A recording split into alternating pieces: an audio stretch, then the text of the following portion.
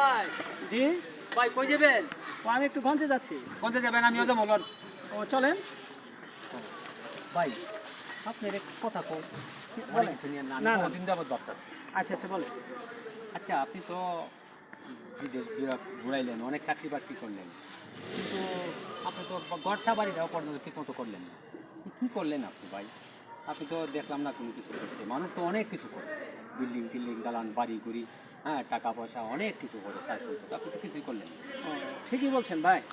আপনি যে কথাটা বলছেন সেটার ব্যাখ্যা হলো কি জানেন, এখানে জায়গা সম্পত্তি টাকা পয়সা ধন সম্পদ এটা আপনার এক সময় থাকবে না। আর আপনার সন্তানদেরকে আমি সম্পদে পরিণত করছি, আর এই সম্পদ আমার চিরদিনই থাকবে, এটাই আমি স্যাটিসফাইড, আমি খুব খুশি। আপনার পোলাবন্ধের পড়াশোনা জি করাইতেছে। অনেক বড় বড় ডিগ্রি তারা অর্জন করেছে, আমি এতে খুশি।